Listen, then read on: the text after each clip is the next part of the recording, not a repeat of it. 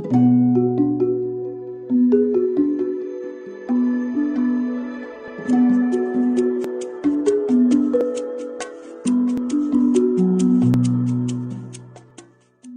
back to the Sunday Long Read podcast.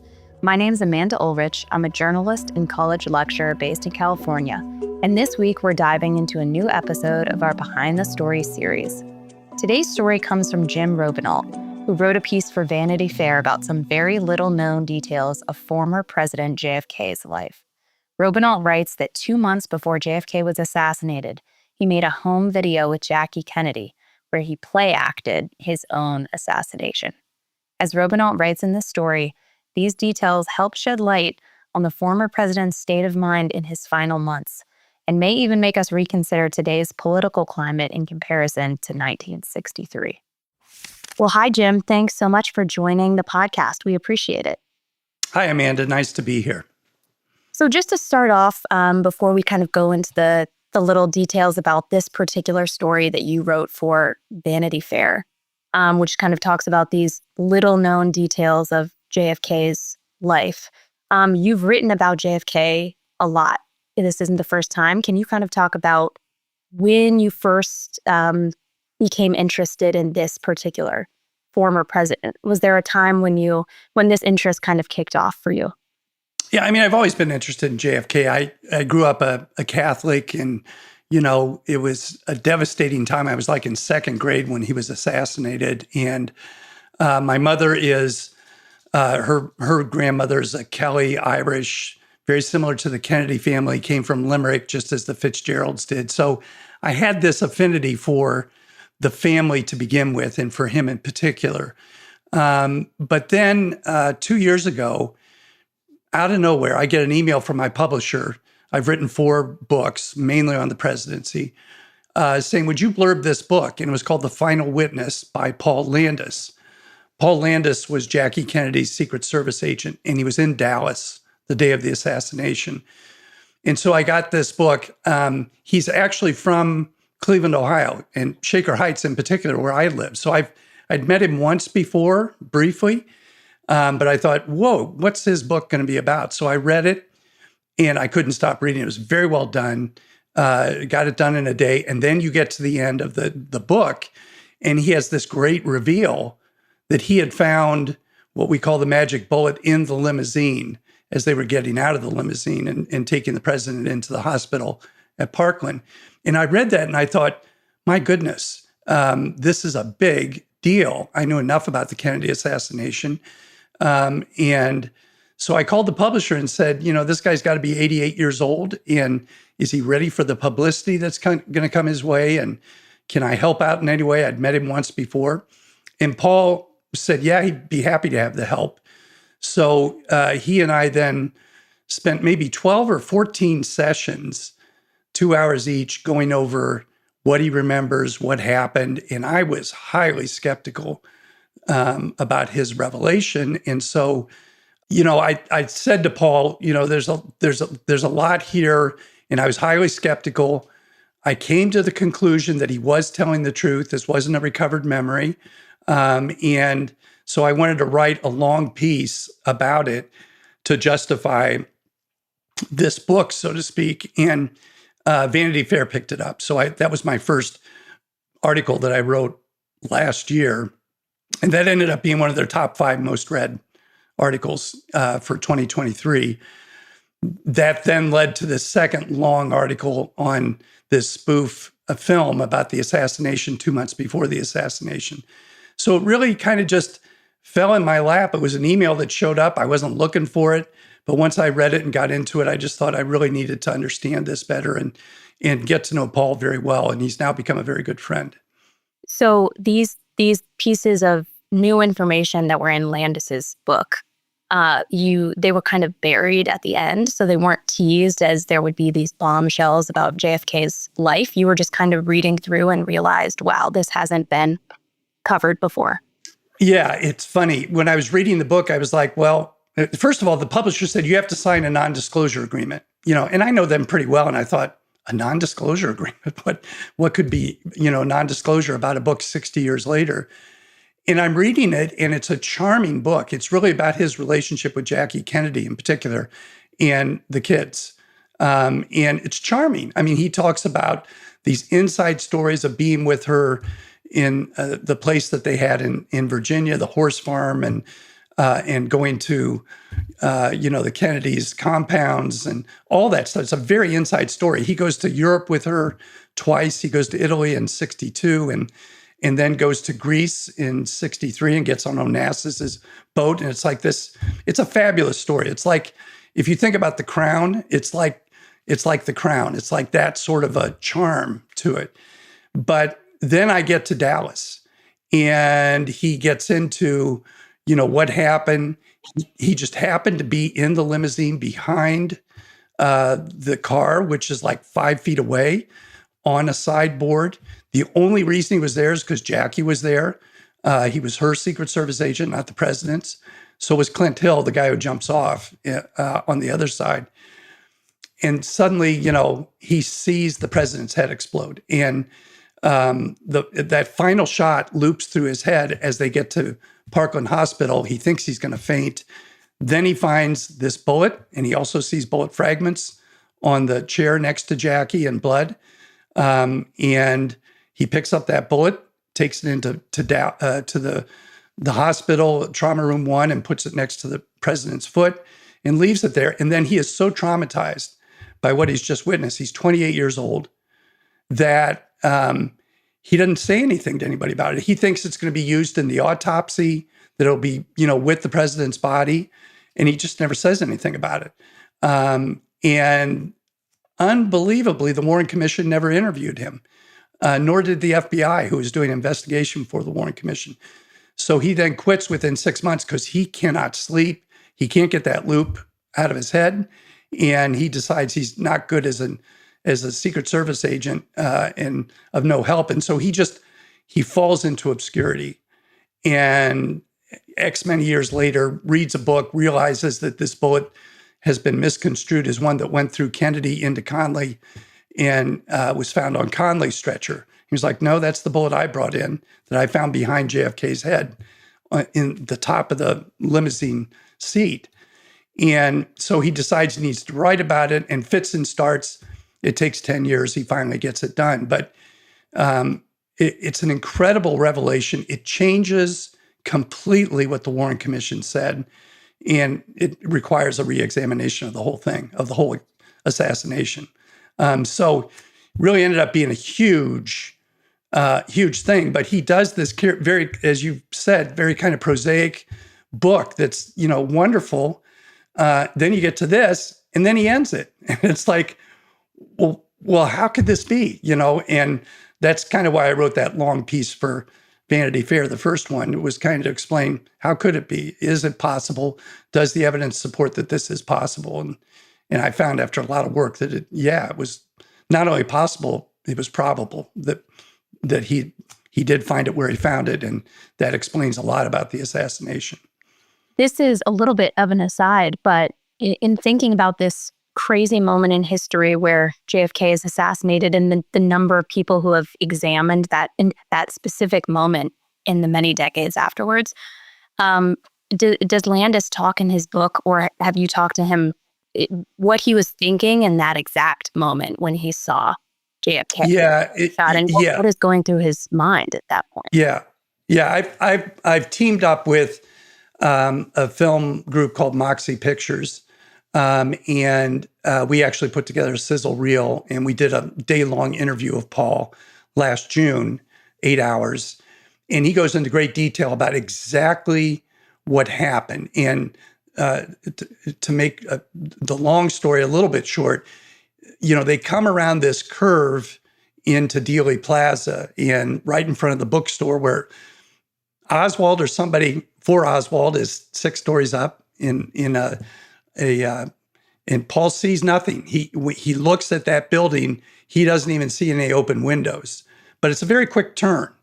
And then he's scanning the crowd to see what's happening, because he said it's interesting that all presidential assassinations had been by handgun. And so nobody was really thinking about a rifle at that point, coming from a rooftop. So he's looking more for quick hands, any of that sort of thing. And he suddenly hears a bang, and he turns to his right. He's on the right side of and really this is like 50 feet in front of him. This is happening. He sees Kennedy slouch and his arms come up, and he looks at him. And he looks back, and there's a very famous picture taken by a AP reporter of that exact moment from the front of the limousine, where you can see Kennedy's arms up like that. Jackie has her white gloved hand on his elbow, supporting him. So it's before the final shot, and you can see Paul turned around looking the other way, and all of them are kind of confused. And then he says he hears a second shot and a third shot.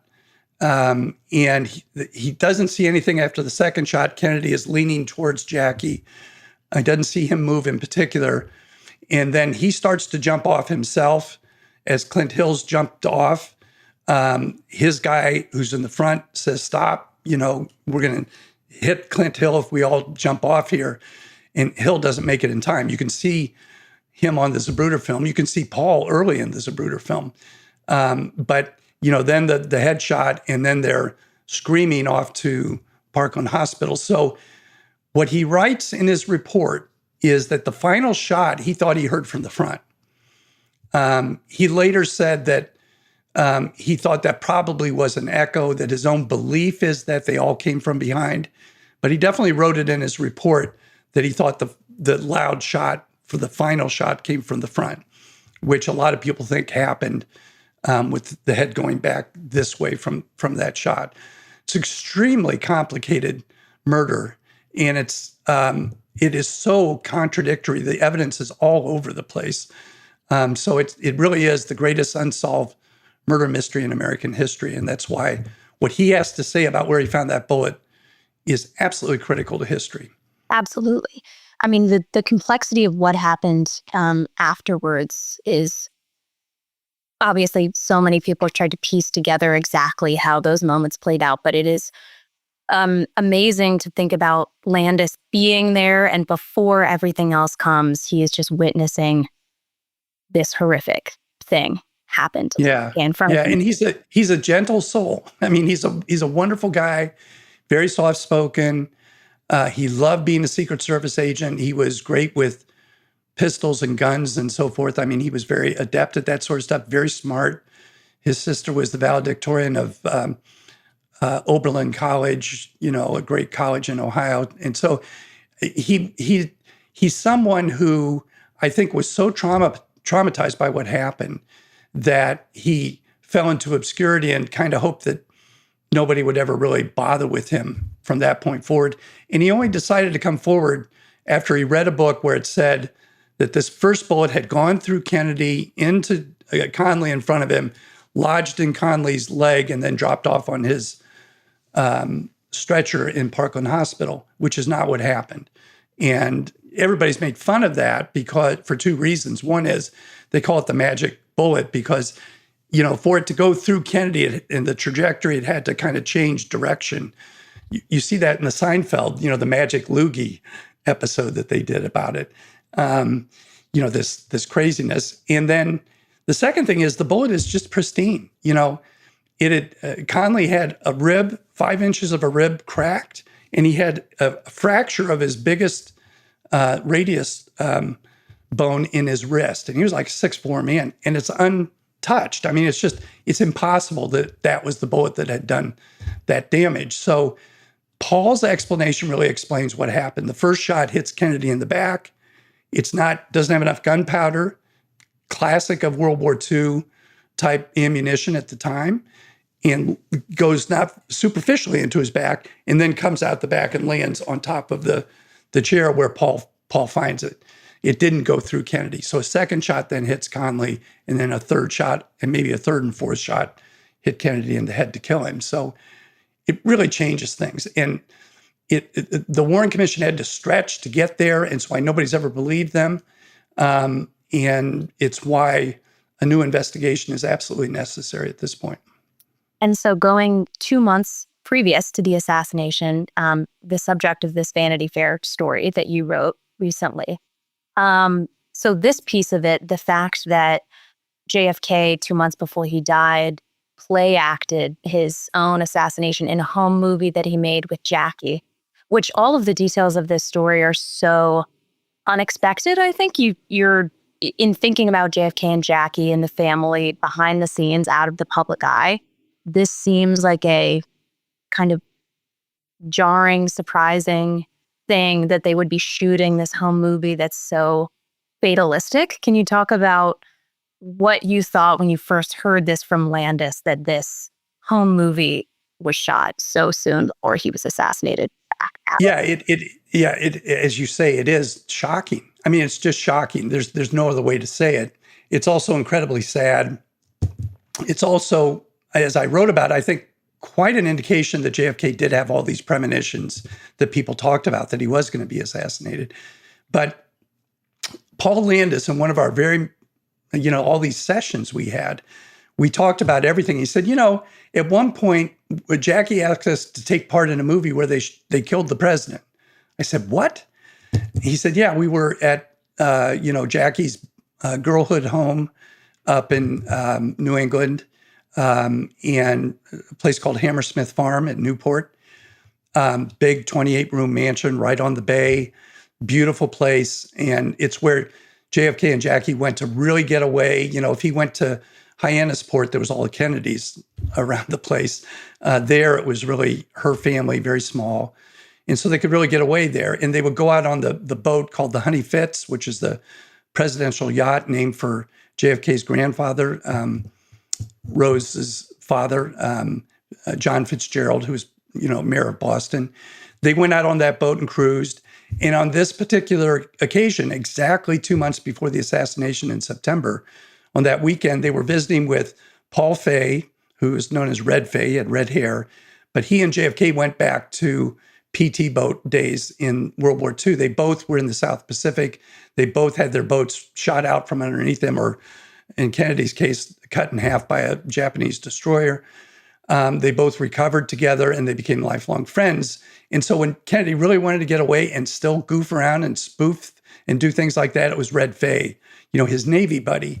And both had great senses of humor, but they had decided for some reason during this that they wanted to do a film, a home movie. They had the White House photographer there, a guy named Robert Knudsen, and they wanted to do a home film of like a spy movie. JFK loved 007,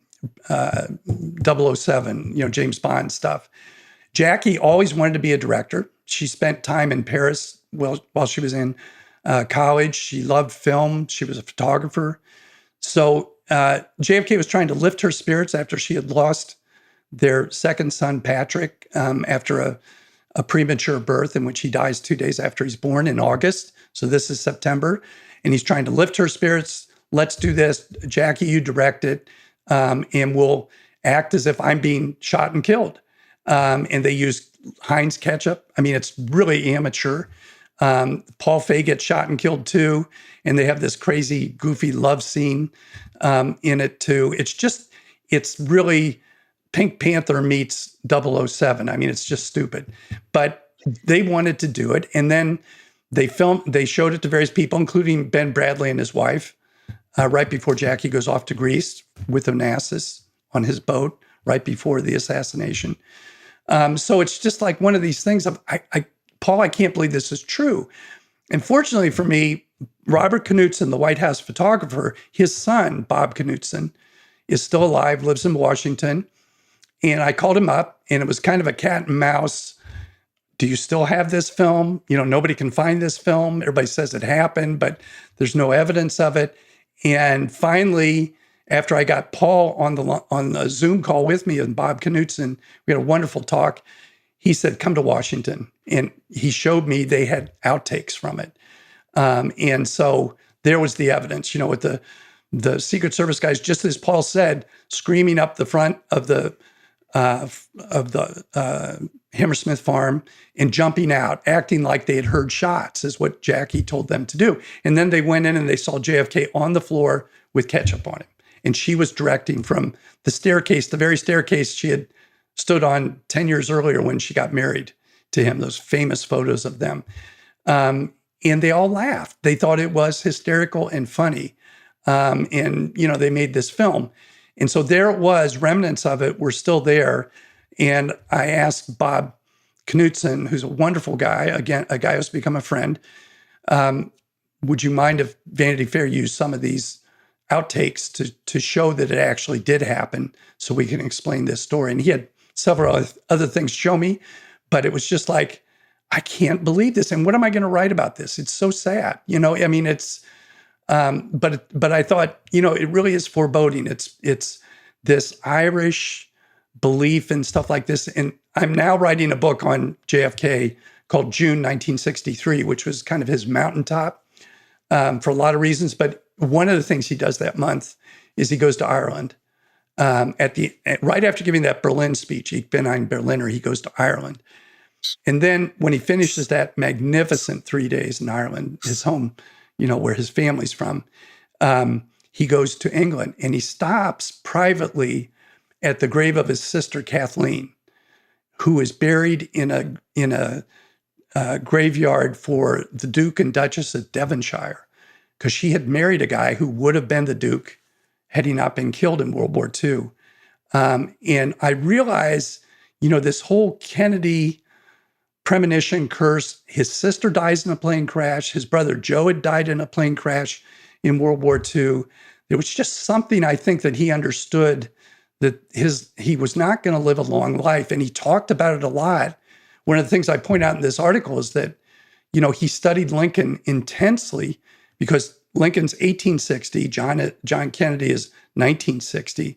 And so all these anniversaries of the Civil War happened during his first term. And he really studied Lincoln and studied Lincoln's assassination very closely. So he thought a lot about it. He worried about it. And that's why ultimately, what was he doing driving in Dallas in an open car? He should have paid attention to the warnings, essentially, that he was given through some of his premonitions. That's kind of my conclusion of the long piece. But everything about it is shocking, and everything about it is amazing. And it brings up again the loss that we suffered when we lost him, because he was really changing things as of June 63 with his peace speech at American University, his civil rights speech the next night about George Wallace, then goes to Germany and gives the Ich bin ein Berliner speech, then to Ireland, and ends it all by going to Rome to meet the new Pope, because Pope John Paul the 23rd died during June of 63. So he's meeting Pope Paul VI, who had just been crowned as the Pope. It was the last papal coronation. So fabulous story, crazy story, but it also brings up a lot of what should we remember about JFK. And it really is June 63, where he was trying to take this country on peace, civil rights, disarmament, fighting back against Russian expansionism. Boy, a lot of stuff that's still very important today. And it makes it all the more poignant that, that they did this and did this movie that just seems extremely tragic in looking back at it. Right. You write that Jackie directed a lot of the scenes in this home movie. Do you have a sense of was it JFK who came up with that particular scene where he's play acting, being assassinated? He's on the floor when the Secret Service agents. Question: Do you think that was him who came up with let's add this scene? There is. Bob Knudsen only spoke really once about this. He felt like he didn't have the right to. He was a White House photographer. He didn't talk about it. A lot of stuff, including autopsy pictures that he took of JFK after the assassination, that have never been found. But he said that JFK came up with the script and that he wanted to kind of have a Bond spoofy film type thing. Red Fay may have helped him out with it. Jackie clearly was the director, and there's a great photograph that Bob Knudsen had, the son, that his dad had been given back at the time by a photographer, and it's taken by a telescopic lens. You can go to Vanity Fair. If you go on the website, you can see it more clearly. It's in the magazine, but it's really small. On the website, you can see the whole picture. And in the picture, they had just gotten off the boat. They had walked up this pier. JFK is standing there with a towel. He had been toweling off the ketchup that was on him, smiling. And in front of him, Jackie is standing below the photographer who's standing up on the pier with his, camera shooting Red Fay, the portion where Red Fay walks up. Right below the photographer, Robert Knutson, is Caroline Kennedy sitting there. And there's the little boy who's the son of one of Jackie's good friends, a Countess Crespi was her name, but she was an American who married an Italian count. And this boy is standing there too. So you can see Jackie directing. You can see her, essentially telling Knutson, okay, shoot this. Again, more proof that this actually happened. And what's eerie to me is once I saw that picture, go take a look at some of the reenactments of the assassination where Zapruder stands up on a pedestal with his small camera and some woman right below him, his secretary holding him in place. I mean, it mimics Zapruder almost 100%, the same clothes, the same camera type look. So it's eerie. I mean, it's really eerie, but it also shows they were having fun. She was directing. It was not, they obviously had no idea what was coming, but it ended up being quite a bit of foreshadowing of what was going to happen. Right.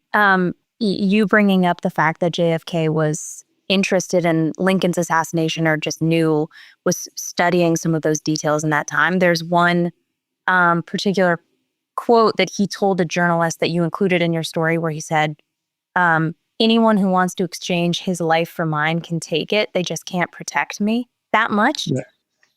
In the end, I mean, all of these different reasons for why he would be preoccupied with assassination and him being the president and studying these things. But what do you think in the end was his thought process behind a quote like that? Is it like a sense of fatalism or just realism to be in that position? What do you think?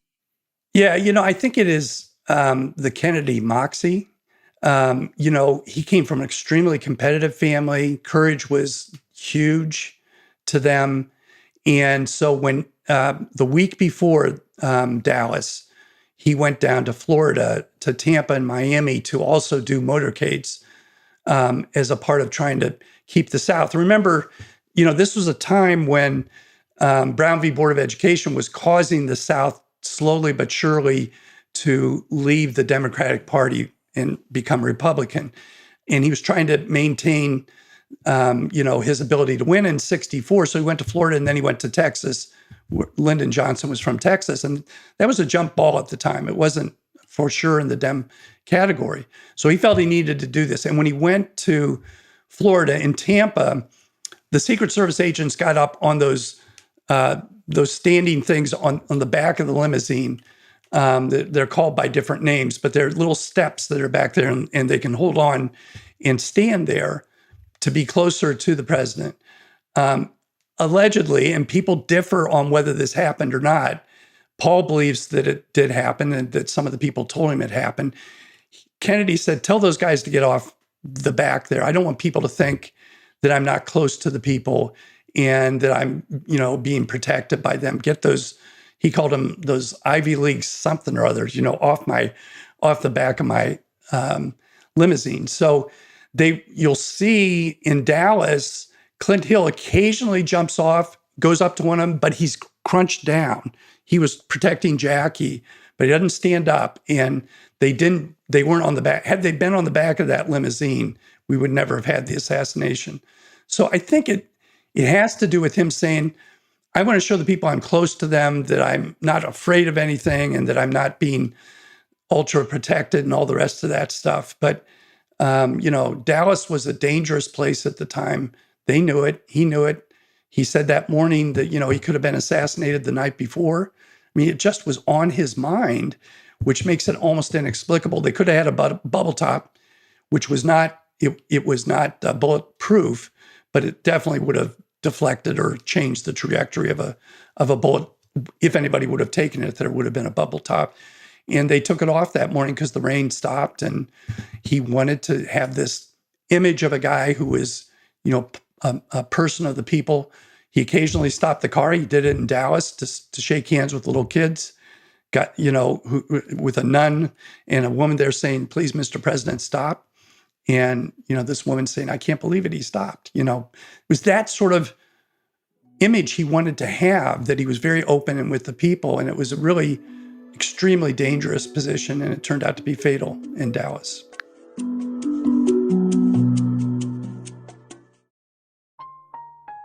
Hey everyone, Amanda here with a quick intermission. If you're liking this episode and want more behind the scenes stories like this one, make sure to follow the Sunday Long Read podcast on Spotify, Apple, or wherever else you get your podcasts. You can also check out our website at sundaylongread.com. There you'll find original stories, our true crime newsletter, and of course, our weekly newsletter. You can become a Sunday Long Read member for only $5 a month and get early and exclusive editions of the newsletter. Without further ado, back to the episode.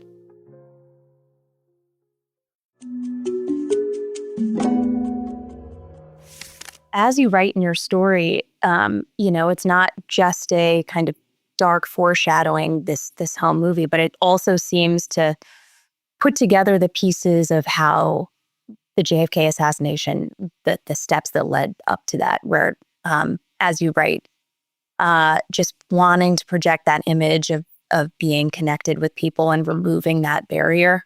At least for me, I started to kind of see the sequence of events that maybe would lead to something like that. Yeah. And, one of the main things that really hit me was, and it's why I'm writing about June 63, in that 1 month, he did so many things. His peace speech, go back and watch it. It's magnificent. At American University, it was a commencement address, but it's about how we need to start getting along with the Russians, but we also need to disarm ourselves of nuclear weapons. And so that was a very important speech. The very next day, George Wallace, tries to prevent people, two black students from entering the University of Alabama, and he goes on television that night. The speech hadn't even been completed when he goes on the air at 8:00. So he uses parts of it, but that's really kind of a extemporaneous speech, an amazing thing. And then he tries to get the Civil Rights Act passed by Congress. He submits it. A couple days later, he works on that, and then gets on his plane to go to West Germany to support the West Germans against Russian aggression. Goes to Berlin, an amazing speech. Ich bin ein Berliner speech. That afternoon, that night, goes to Ireland, and it's very emotional. His 3 days there. So I see that as I say, his mountaintop. He was changing the trajectory of his presidency and of the direction of the world. And then tragedy starts to begin. Then Jackie Kennedy, August 7, Paul Landis is with her. She goes into premature labor while Caroline's doing a lesson, horseback riding lesson. And Paul drives her back on a bumpy ride to get on a helicopter to go to Otis Air Force Base, where she gives cesarean birth to Patrick, who, by the way, is named Patrick because JFK had just been in Ireland, and one of his ancestors was Patrick Kennedy.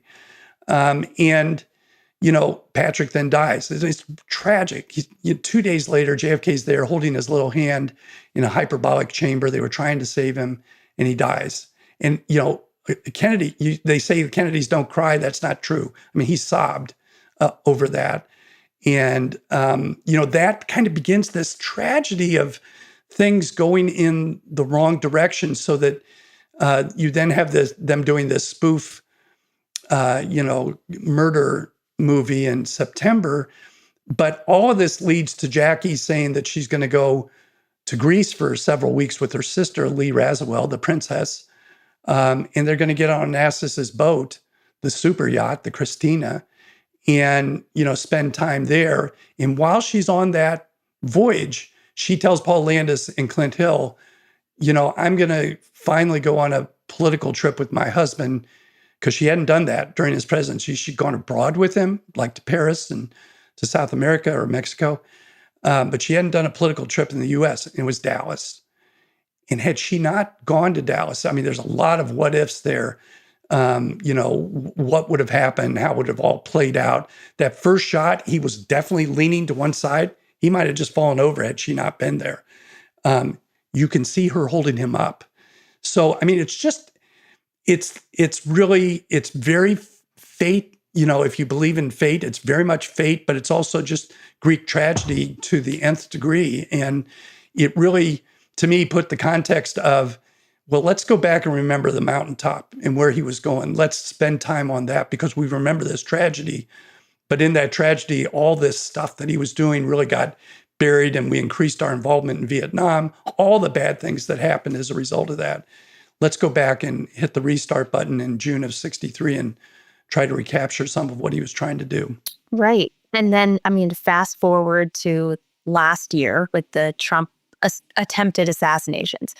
Did this this information that you had heard from Landis about the home movies with JFK, did that immediately spring to your mind after that happened? And also, did you think about that quote that JFK had said, they just can't protect me that much? That sense of there is a level of visibility that the president has, or, former president, that there is a level of risk.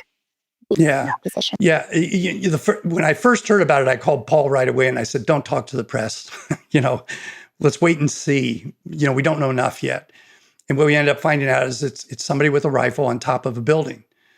And the one lesson from Dallas that the Secret Service talked about ad nauseum was, we're never going to let that happen again, where somebody's going to be on a building with a rifle with a scope. We're just not going to let that happen. So the fact that this happened, to me, is so crazy. And we don't know enough about that assassination yet, frankly.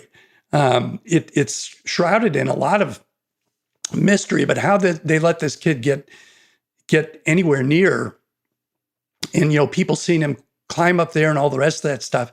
It's just, it is a failure of the great lesson of Dallas. We're never going to let that happen again.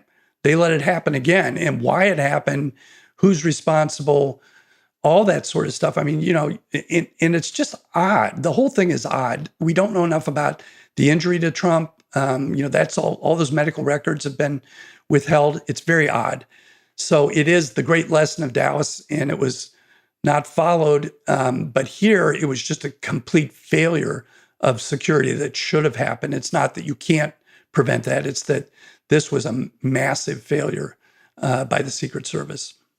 Do you think, you write in this story that before JFK was assassinated, likely a lot of the American public thought that a presidential assassination was inconceivable because it had been so long, many decades since a president had been assassinated? Do you think that before the attempted assassinations of Trump last year, that the American public felt a similar way, and that was, maybe part of this, that many people thought this hasn't happened in our generation? Similar to the JFK moment, do you think that was part of it? People didn't think that this was a possibility. Yeah, I think people felt, and I think the Secret Service felt, that they had solved a lot of the problems by how they moved the president in and out of events like that, and how they scoped out events prior to. A lot of it is, you would see presidents driven to, a garage underground, and they would come into an event that way, as opposed to like what happened with Reagan, when he was shot. So I think people felt that the Secret Service had a pretty good handle on it. I mean, Trump was, like JFK, exposing himself by having these open field rallies. I mean, it just is it had to have been a nightmare for them all the way around to try and plan for something like this. But I do think that we all kind of were lulled into a sense that it's not going to happen again. And in fact, after McKinley was shot in 1901, Teddy Roosevelt was shot while he was a candidate in Milwaukee. Franklin Roosevelt was almost killed right after he was elected in Miami. In fact, the mayor of Chicago was killed right next to him. Some guy got off a bunch of shots. He was miraculously survived. There was an attempt on Truman where several when he was across the street at the Blair House where that happened. So it's something that it happens, and then you begin to get lulled into a feeling that it's not going to happen again. Obviously, Reagan was the last time a president was actually shot, and you do get lulled into that feeling. And I think I would love to know more about what happened in Pennsylvania, because I just don't understand how the Secret Service could have missed this guy and what happened with this guy. In fact, you see a lot of the film where, what was it, like 20 minutes before they were noticing him. So it just is, those sorts of failures are indicative of the fact that you have to be really careful with the president wherever they go, because you just never know when somebody's going to pop out of a crowd. Definitely. Were those moments last summer the springboard for this story for Vanity Fair, in thinking about, maybe it's part of the public consciousness now, the idea of a potential presidential assassination? Was that kind of the news hook for this story? Yeah, I think that in part they thought that one of the guys there who has been really instrumental in my writing for them is David Friend, who's a wonderful editor there. And he actually added the piece about Trump's assassination in that piece, because I think he said we have to connect it a little bit to what just happened. But they were just as interested in this story being so fantastical and so revelatory about so many things about the Kennedy presidency and about Kennedy's relationship with Jackie. I mean, there's just so much in it. And so Vanity Fair has always written a lot about JFK and Jackie in particular. And so they were interested in the story, but David Friend made sure that we included the reference to the Trump assassination in this piece. Right. I felt like that was a good, because it's a brief moment where there's that connection there, but then for the rest of the piece, you're, living in what JFK was feeling and experiencing. Yeah, and I can tell you, Amanda, writing for Vanity, I've written a lot for Washington Post, I've written books, but writing for Vanity Fair, I have never been more fact-checked in my life. In fact, it's annoying. There's so much. It's like, just go look it up, Google it. But they made me justify everything that I wrote. I write long memos for them to, explain what my sources are. And as I said, David Friend is a guy who has written his own book, but also, long time with Vanity Fair. And he knows how to take my historical stuff and put the pop culture into it too, and make it relevant to people, and make sure that I understand how many people who are reading them don't really remember these times, or, didn't live through these times. And so he does a fantastic job of that. But this fact checking is second to none. And so now I know when I write for them, first thing I do is write my source memo before I write the article about where it's all coming from, because I know I'm going to have to justify everything that I write. That is an interesting detail, because I think, thinking about the future of journalism and some of those roles, I'm sure, fact checking across the board is laborious, takes a really long time, and I don't think is part of the process everywhere. So that is interesting that it is such a critical step in your reporting for them. Yeah, fact checkers are very fun people, because they are just naturally curious, and they love stories like this. It's like, wow, this is great. I'm, learning so much, but this is really interesting. Now, tell me about this sentence and how you can say that kind of thing. But they're fun people to work with. Definitely. I have done some fact checking in the past, so I am glad to hear you say that. Yeah, naturally curious people and detail-oriented people. Definitely. So, I mean, when you're thinking about each next story that you're planning to write, what does the next few months or next 6 months look like for you? Are you planning to do more with JFK's legacy, or take more from Landis's book, or what direction do you normally take when you're thinking about new story ideas? Well, I'm definitely thinking of writing this book, June of '63, and I've already outlined it. I've got the book proposal done, and I'm in the search now for a publisher of the book. But I definitely want to spend time on that. I definitely want to spend time with Moxie on being an executive producer of a documentary on Paul Landis's stuff.